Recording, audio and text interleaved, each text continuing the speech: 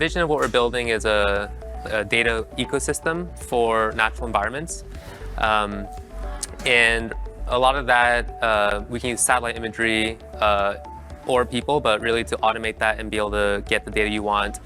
For us, we believe it has to be through robotics. That's the only way to scale, to automate that, to collect the types of data that we will need for a lot of the challenges that we have coming forward. And so what we're doing right now in Alabama is we have these drones that we've built that we fly underneath the forest canopy, so inside the forest, capturing all this imagery, all this LiDAR, and then that gets processed into various metrics such as volume, health of these trees, which is used in the timber industry, it's used in carpet industry, it's used in wildfires. So it's used in many different things.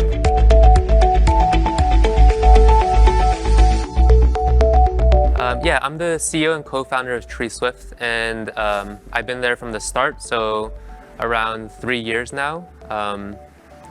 And it's grown a lot since we first started.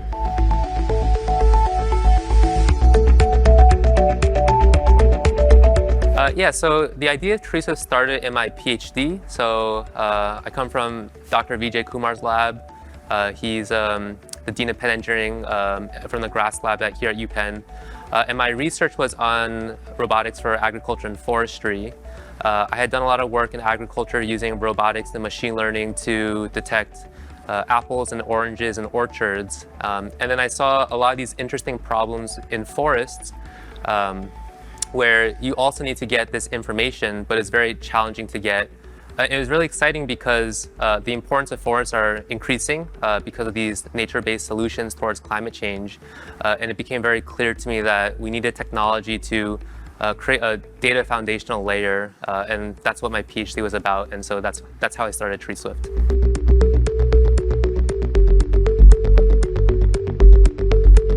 I think one of the proudest accomplishments is getting this technology out from a research lab and into the hands of foresters, into people who come from that world, who manage this land, really showing them and working with them, bridging those connections so that what we end up building is something that they have as much input as we do, they find very valuable and that they want to use.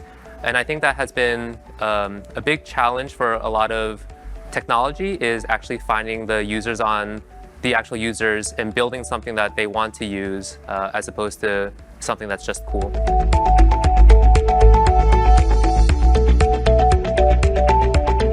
So climate change is one of the biggest problems that we'll be facing. And as a technologist, a lot of times for me, and I think everyone who works at our company, we think about the impact we can have.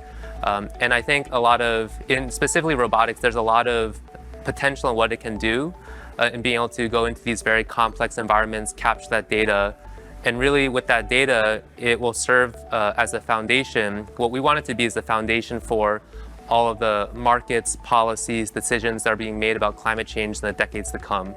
And so really to get to that point, we need to take this really cool technology, figure out how to find users who want to use it, and then figure out how to scale it out so that we can build these data sets, we can increase the coverage that we get, and then find all the different stakeholders who would get value from it.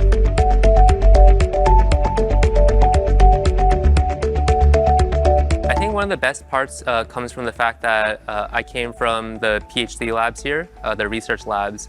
And so Penn has a very strong agriculture and forestry robotics group too. And it's been really great being able to work with them on the third floor and also work with the startup with Treeswift on the first floor and really foster those connections. So it really shows how Pennovation is a hub of a lot of this cutting edge technology, both on the academic and innovation ecosystem side.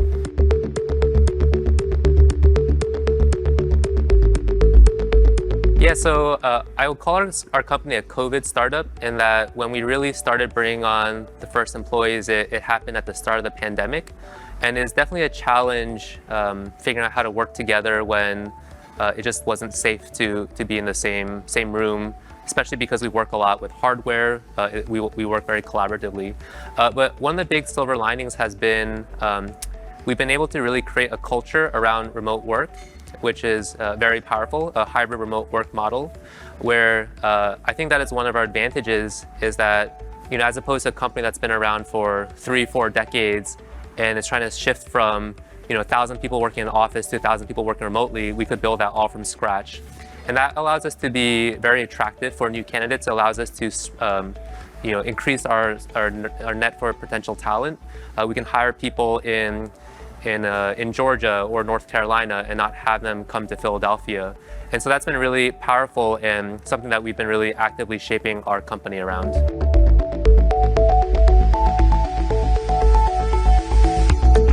I think they would describe me as always searching for new things, not being afraid to try new things. So from my background, I had gone through a few different career switches, and I think for them, they would always see that, and now they expect it, that I'm not always just happy doing what I'm doing, but really looking to see what interests me and what impact I can have, and just going for that without being scared of it.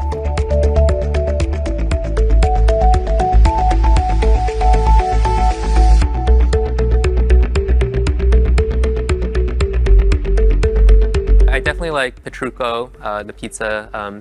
There's one Malaysian food truck that I really liked, but I forget the name of it, but that has been one of my top choices.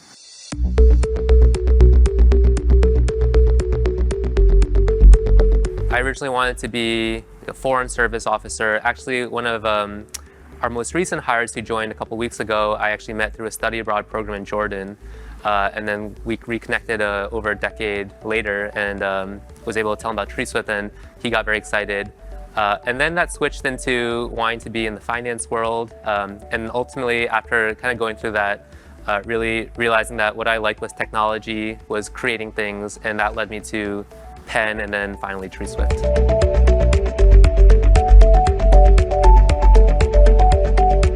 So my wife is from Ethiopia, and I've never been, so that would be one of the top choices of where I'd want to visit.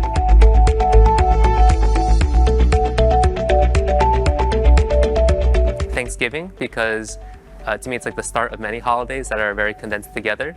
And so that's always one of my favorite parts of the year. And also being able to get together to see family and friends is always a kind of a welcome break from a packed schedule.